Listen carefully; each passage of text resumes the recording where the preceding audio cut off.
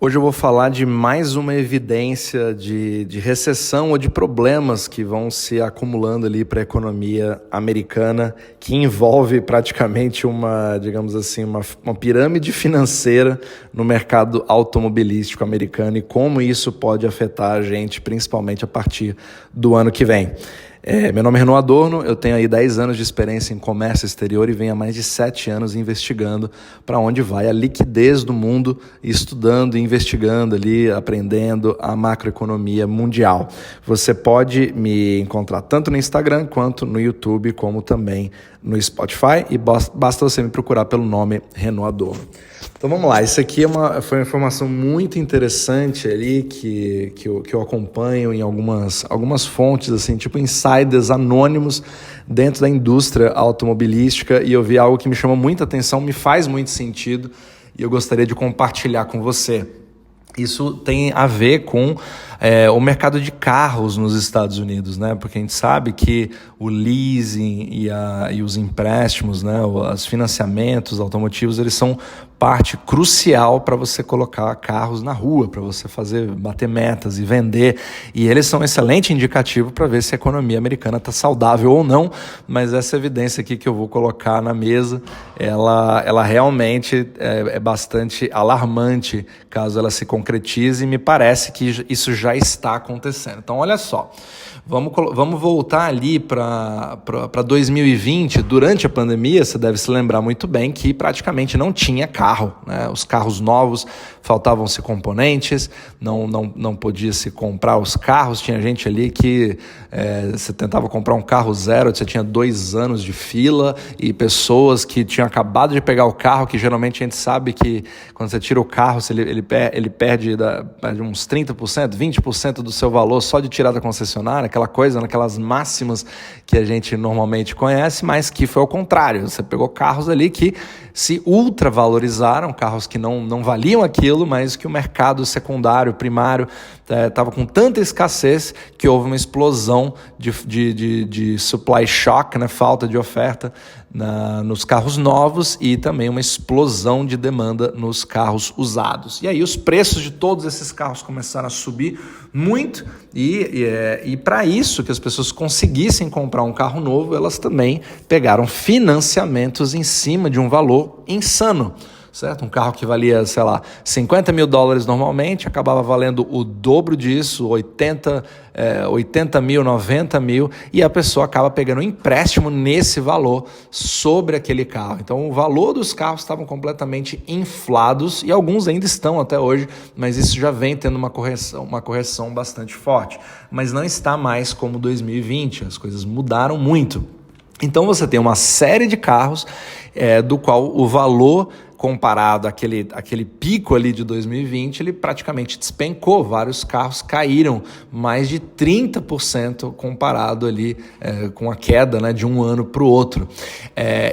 Só que como a pessoa pegou um empréstimo em cima do valor do carro exorbitante, ela agora fica com empréstimos que a gente chama de underwater, né? Você está agora se afogando abaixo do nível da água, porque você praticamente está devendo mais, o seu saldo devedor do empréstimo é mais alto do que o valor atual do seu carro. Então isso cria um mega problema, e isso se espalhou demais nos Estados Unidos.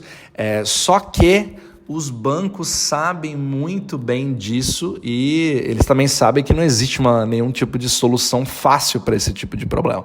Só que aquele negócio, quando você tem um problema, você como empresa, né, você tenta encontrar sempre uma solução, porque o objetivo é colocar carro na rua, né, deu a louca no gerente, tem que bater meta, tem que continuar vendendo com pandemia, sem pandemia, e a coisa tem que continuar andando.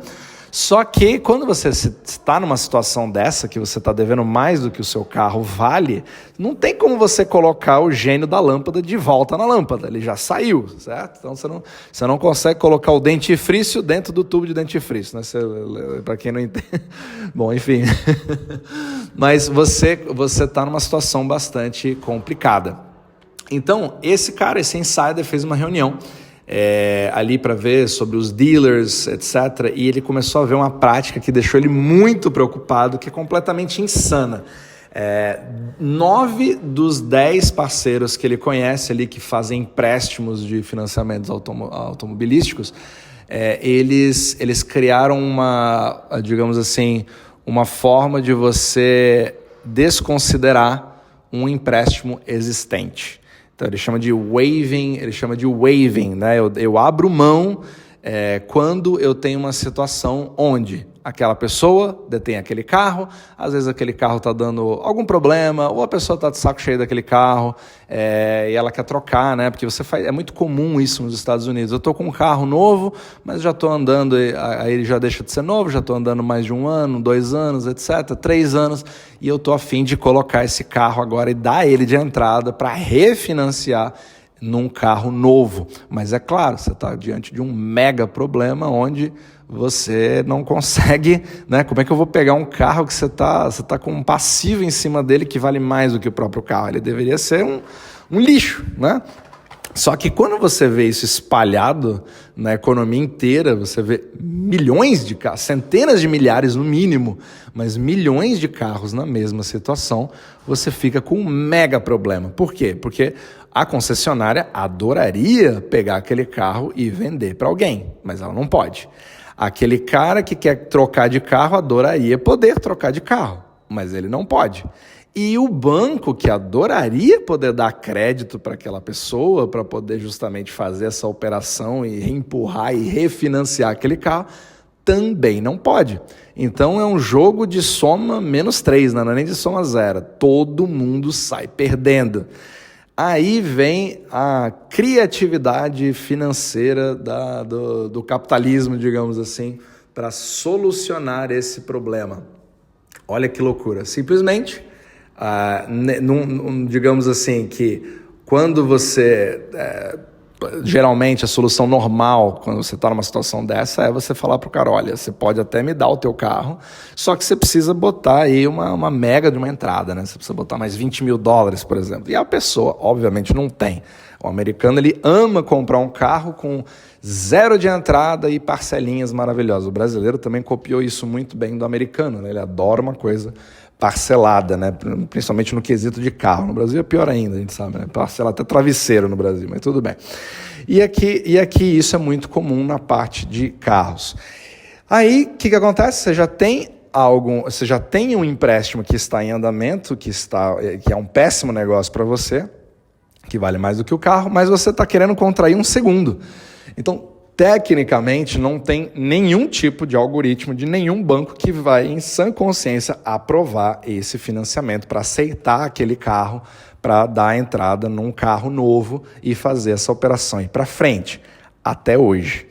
O que você começa a ver cada vez mais é que o banco que faria o empréstimo do segundo financiamento, pegando aquele primeiro carro que está underwater, que está devendo mais do que o seu valor, ele faz uma vista grossa para aquele primeiro financiamento e considera como se ele não tivesse existido. Ele faz o waiving, eu simplesmente abro mão daquele risco e trato o meu cliente, que teria agora 2 financiamentos, como alguém que só teria um financiamento.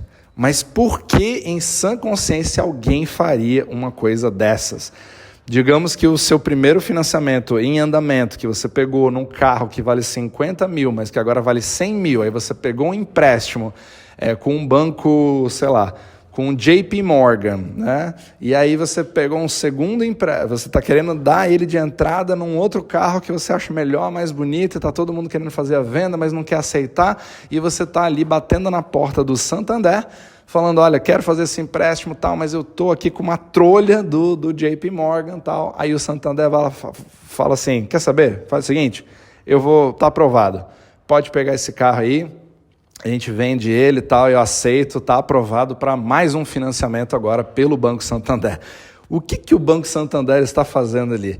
Ele parte do princípio de que a chance que ele vai dar o calote no primeiro empréstimo é de 100%. Então, é praticamente ali um canibalismo entre bancos. É um banco ferrando o outro. Então, o banco B, sabendo que o banco A está com um mega passivo em relação àquele cliente, sabe que o cliente vai honrar o novo empréstimo e não vai honrar o empréstimo antigo existente. Então, o banco B ferra o banco A. E isso vai se multiplicando numa quantidade insana de financiamentos que você começa a ter default, né? Você para de pagar, começa a ter um calote em massa, só que quando você tem um calote em massa de um carro que já foi vendido, certo? O que acontece? O banco, que é dono daquele carro, em princípio, legalmente, tem o direito de fazer o repossession, certo? Ele pode ir a qualquer lugar e desde que ele pode, se ele encontrar o carro, se ele souber onde o carro está, ele contrata uma empresa de guincho que vai no local e não interessa se o cara está lá, se o cara não está, se está estacionado, se tem objetos do cara, não interessa. Ele vai pegar o guincho, vai lá e vai levar o carro embora para pegar o colateral dele e liquidar em leilão. E isso é um repossession, acontece o tempo inteiro, só que se você tem uma prática que faz esse tipo de venda, que está espalhada nos Estados Unidos, e os bancos vão um ferrando o outro de uma forma assim, inacreditável, somente com o objetivo de colocar carros na rua para vender o carro inicial, mais o carro novo, que está empilhando, com preços despencando, para manter a indústria automobilística sobrevivendo. Então isso geraria uma onda de repossessions nos Estados Unidos. E aí eu acho que se você tiver qualquer tipo de ação numa empresa de guincho, eu não vou dar dicas aqui de investimento para você, mas se eu fosse um insider, acho que seria interessante.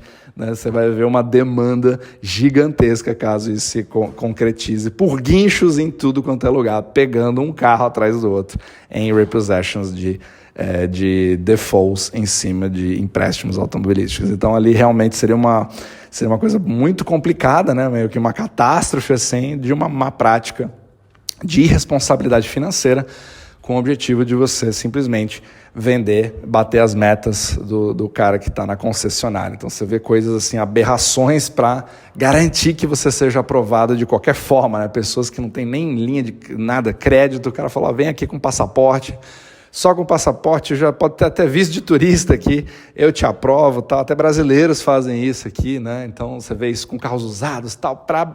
A ordem é botar carro na rua e eu vou fazer isso a qualquer custo. Então é interessante ver se isso vai se concretizar dessa forma, mas caso realmente seja assim, do jeito que parece ali que esse insider está vendo, a gente vai ver uma onda muito interessante. Então vamos ficar de olho ali em 2023 e obviamente mais um indício para mostrar ali que nós temos muitas artificialidades e muitas coisas que estão acontecendo na economia americana que pode se espalhar ali para o resto do mundo.